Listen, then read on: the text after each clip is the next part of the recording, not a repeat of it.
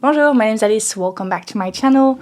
I want to start this video by reading you a tweet that was published by Political Europe in September 2022. So in 1992, a 15-year-old schoolgirl went to join her local branch of the far-right Youth Front in Rome. The all-male group of radicals met her with bemusement. 30 years later, Giorgia Meloni is on course to become Italy's first female prime minister. I could end the video here, to be honest, but I'm not going to do that because we have a lot of overthinking to do together. So here we go. What I like about this tweet is that it is the perfect example of the fact that a lot of people have no clue what feminism is. In that case, we're dealing with liberal media that romanticizes Giorgia Meloni's rise as a fascist girl boss. Hashtag go girl, hashtag representation matters. Now, the reason why I titled this video how liberal feminism turned into fascism isn't to say that every single liberal is a fascist in disguise. This view can be a bit reductive and counterproductive in my opinion. However, it is true that centrism, liberalism, loves to resist polarization by seeking a middle ground. In order to do that, they look at the variety of opinions voiced on mainstream media. That's what we call the overtone window, meaning all the ideas and opinions that are deemed acceptable at a given time in the media. Now that overtone window changes with time. It may be more on the left, it may be more on the right. That's why when we talk about liberals seeking a middle ground, we have to keep in mind this idea of the overtone window. The middle ground that YouTube channels like Jubilee and liberal media in general seek at all time is not a middle ground among all the opinions that exist. It's a middle ground among all the opinions within the frame of that overtone window. If the overtone window is more on the right, then the middle ground will also be more on the right and vice versa. That's why many scholars, commentators argue that there is no such thing as centrism. Centrism is always relative to the state of the overtone window. I know this is a bit technical and I know that I chose that as my intro, so maybe a lot of you are already gone, but anyway. So the variation of the overtone window means that an opinion that was once deemed problematic can become neutral, acceptable over time. Let me give you a clear example. In Collapse Feminism, I write about liberal writer Richard Reeves, who wrote a book on the plight of the modern man. Maybe you've seen his face already. He's been interviewed on various YouTube channels and the videos have gone viral. So in the book, he argues that we have reached a point in history where gender inequality might not be as black and white as it used to be, or might even be reversing itself. To make this statement, he used data showing that boys are underperforming at school, that they don't go to university as much as girls do, that men, black men specifically, are more likely to go to jail, etc, etc. Now, while all these facts are true and verified, Reeves' decision to group them all and analyze them as part of a bigger phenomenon of reversal of gender inequality is a choice. In fact, the idea that gender inequality is reversing itself or that matriarchy is on the rise has emerged a long time ago in men's rights movements. It remained a niche idea, a sort of conspiracy theory shared by small groups of men, until the manosphere grew online and spread this idea in the media. And now Jubilee makes middle ground videos about it, so that means that we are now in the overtone window. This idea is now deemed acceptable. From now on, the belief that matriarchy is on the rise became a valid framework from which to think, to write, to theorize. And that's how you end up with this book, written by a respectable liberal, praised by establishment media, giving credit and a liberal aesthetic to an idea that emerged and remains a manosphere's conspiracy theory. This video is precisely about how this phenomenon expands in feminist spheres. Oh my God, for the love of God, let me finish a sentence, man. On va leur dire tu pleures comme une fille, tu cours comme une fille. The only satisfaction may be that the system is working. Hyper-progressive position is that sex can be commodified. Piano I 10 punti di Ursula von der Leyen. How liberal feminism turns into fascism and what we can do about it. Okay, let's go. So earlier this month, journalist Julia Hartley-Brewer interviewed Palestinian politician Mustafa Barghouti on Talk TV over the war on Gaza, and this is what she said. Oh my God, for the love of God, let me finish a sentence, man. Maybe you're not used to women talking. I don't know. But I'd like to finish a sentence, sir. Anyway. So as many have already pointed out, the journalist's behavior is completely inappropriate. She utilizes feminism for racist purposes because she claims that Barghouti won't let her speak because she's a woman. If you watch the full interview, you see that Barghouti struggles to put just one sentence together because he's interrupted all the time. This final attack, an attack on his character, is racist because it is based on the assumption that all Arab men, including Mustafa, are misogynist. In fact, Mustafa didn't say anything sexist, he's not known for his sexism, so this assumption is solely based on racist biases. Julia assumes that all Arab men are misogynist, that it is in their essence. Actually, the idea of essence, essentialism, is going to be a common thread throughout this video because a lot of the people we are going to talk about kind of share this idea. Just to make it clear, essentialism is the belief that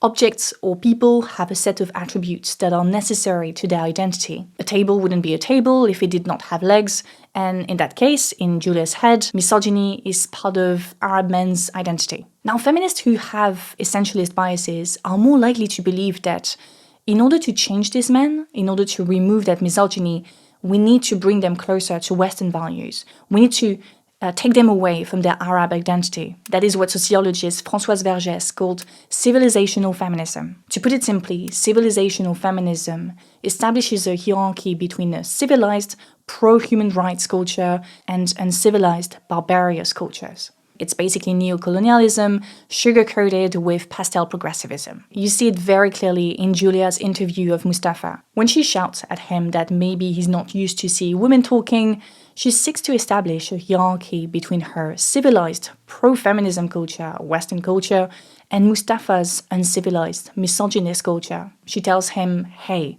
this is my show, I'm the one in power here, this is Western TV, so you're going to behave the way we do here. That sort of behavior reminds me to a lesser degree of another feminist, girl boss, Hillary Clinton. In her UN speech in 1995, she declared, human rights are women's rights, and women's rights are human rights. Clinton has long been seen as a feminist icon, especially during the 2016 election against Trump. Many saw the election as a cultural war moment, opposing masculine values of dominance and self-reliance, so Trump, to feminine values of care and selflessness, Clinton. Now, Hillary Clinton is an advocate for women's rights, I won't deny that. But the way her feminine values are used to sort of downplay violent acts is problematic to me. Here is a little list of all the bad things that she's done. This is cancel culture happening right now. So she voted for the Iraq war. She said she regretted it in 2016, but she also backed the humanitarian war in Afghanistan. She greenlit killer drones in Pakistan, Yemen, and Somalia.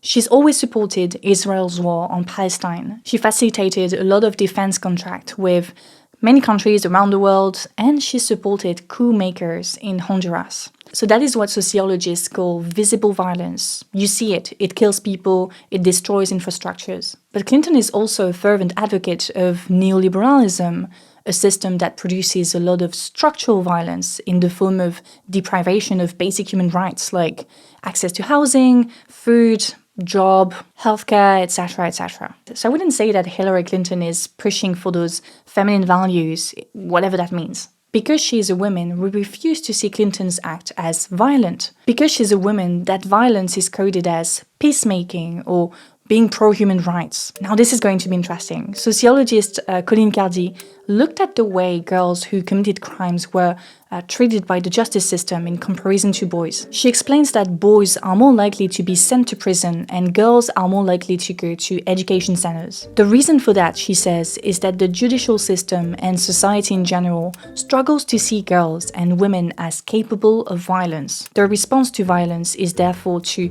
change their behavior through education to bring them back to their supposedly natural state, a docile state. Boys, on the other hand, are believed to have a natural tendency to be violent. Because of that, education isn't prioritized.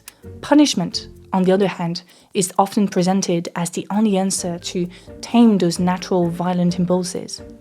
Now, this allows me to move on to this tweet from French historian and essayist Lucille Pétavin. It says, "The violence of man, again." So this tweet followed a series of riots that happened in France in 2023 after the killing of Arab teenager Naël by a police officer. So a lot of teenage boys from low-income areas went to the streets and expressed their anger in violent ways. Now, who is Lucille Pétavin, and why am I interested in that tweet in particular? Well, Pétavin gained legitimacy on the French media scene after she published her feminist essay, The Cost of Masculinity. In it, she showed how the violence of men costs a lot of public money and therefore should be better tackled by authorities. The problem with Pétavin's book, and there are a lot of problems actually. Léo from Les Vidéos de Léo made an entire video about it, a brilliant video, so I'm going to share with you the main points, but I highly recommend that you go check out his work if you speak French and support what he does. So, it starts with the assumption that girls' education, so the way they are socialized, is good, and boys' education is bad. That statement in itself doesn't seem too bad, right? Well, yes and no. So it's not too bad, because it is true that girls are encouraged to develop qualities like patience, care, which are objectively good, right? But it's still quite bad, because these attributes are revealing of the nature of the education of girls. An education to submission, that is one of the core arguments of Simone de Beauvoir in The Second Sex. Maybe you know the quote, "One is not born, but becomes a woman." Sociologist Manon Garcia explains that de Beauvoir wanted to show that the path to become a woman is a path towards submission.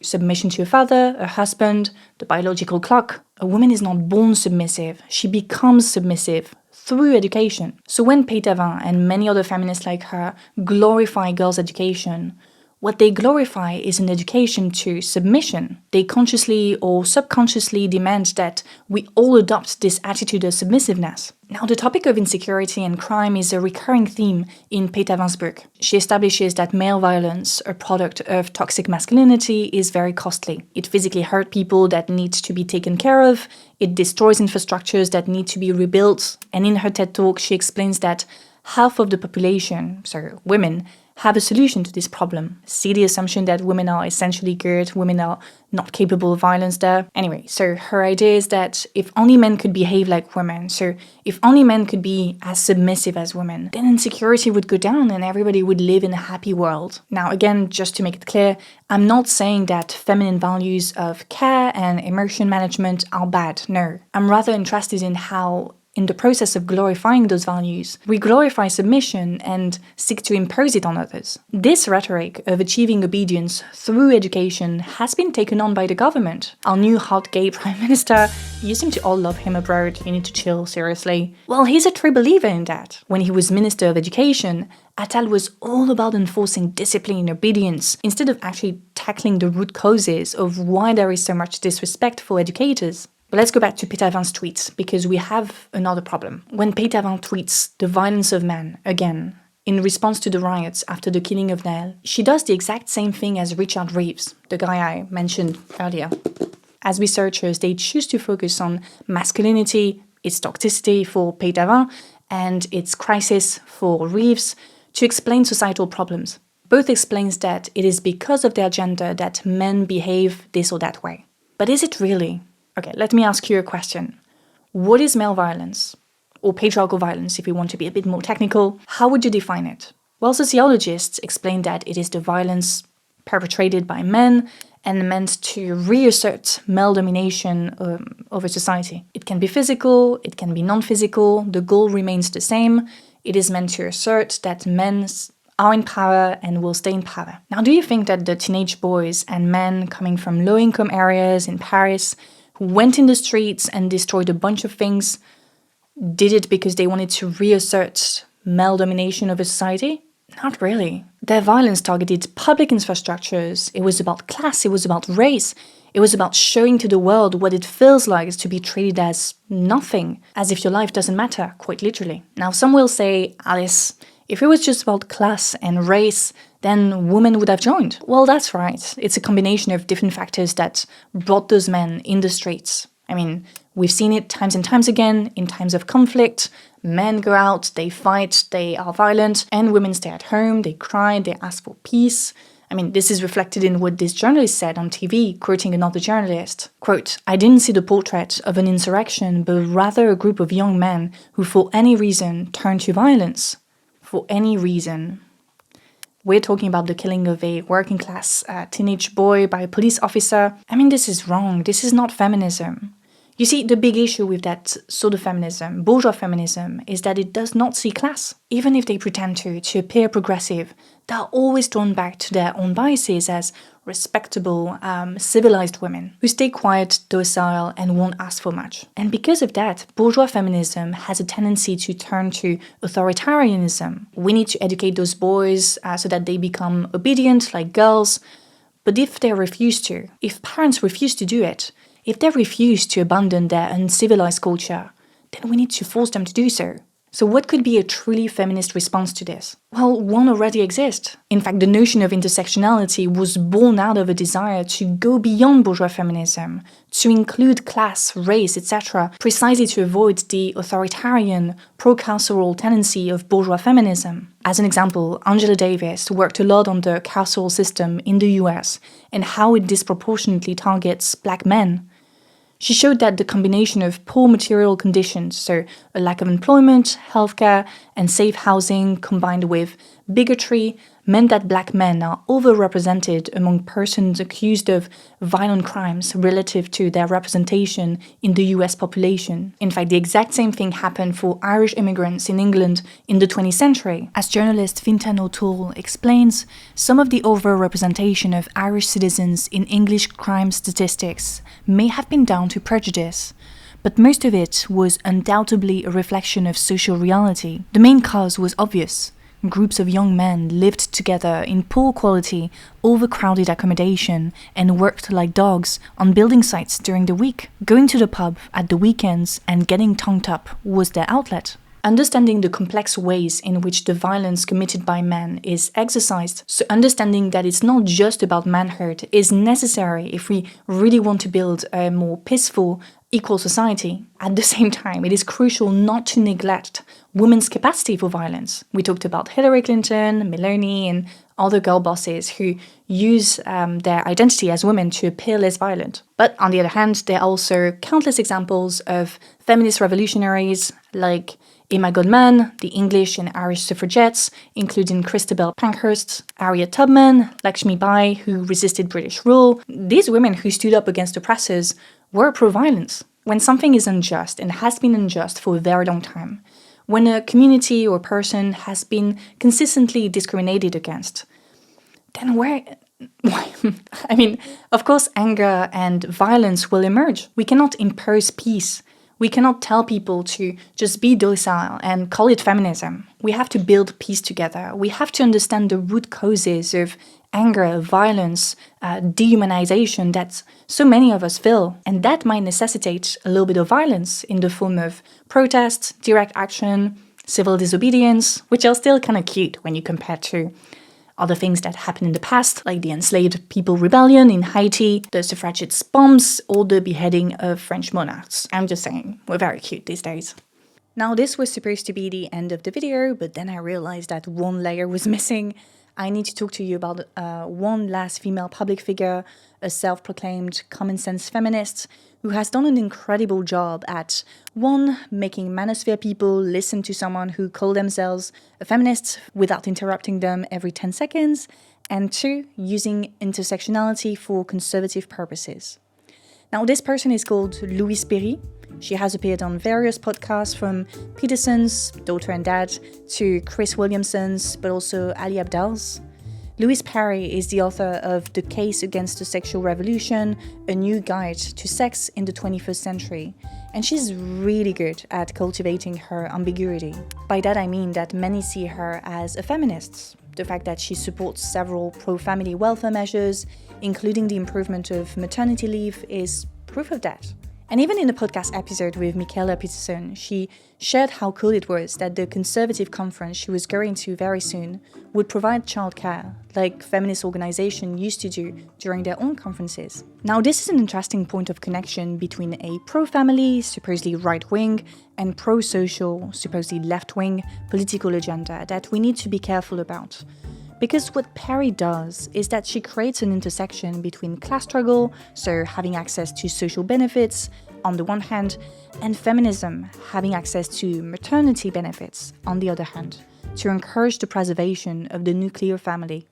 So I feel like things are pretty clear now. Throughout this video, we looked at the many ways bourgeois feminism can turn into authoritarianism. It does so when it refuses to look at complex social dynamics, class or race, and replace it with essentialist assumptions. It does that as well because it relies on the individual as part of a family and therefore put the responsibility on them or their parents to change their negative behavior, not caring a tiny bit about how their material conditions might impact that negative behavior. And finally, it does that because it co-opts feminist language and measures, left-wing language and measures to push for a return to the nuclear family. Anyway, I hope you enjoyed this video. As always, the conversation continues in the comment section. Don't forget to like, to subscribe if it's not already done. See, I can be really violent when I hear that you've been watching my videos for a while and you're not even subscribed. I'm joking, obviously. A big thank you to my patrons for their support, and a special thank to top-tier Patreons. James, Ojwal, Pablo, Patrick, Boris, Ria, Joey, Ivan, Rémi, Trébizonde, Lenny, Tristan, Patricia, Jan, gosh, this is a long list, Tunaj, Ren, Alex, Manuel, and Perry. Before I leave, I would like to say thank you to Squarespace for sponsoring the video throughout the whole year. Squarespace is an all-in-one platform to build your presence online. They give you a bunch of tools to create your ideal websites. So this is mine so far, Alice.cappelleyt. I use it as a platform to kind of show all the work that I do on YouTube, my contributions, but also my book. I also added all my social media accounts. You also have analytical tools. You can run effective email campaigns. On their website, you can also get advice from professionals on how to build your website, etc. So many things you can do. So if you're interested in it, if you want to try it out, then go to squarespace.com to get a free trial. And once you're ready to go public, then you can go to squarespace.com/alice.cappelleyt to get 10% off your first purchase of a website or domain. Yeah, I guess that's it. And yeah, I'll see you very soon. Salut!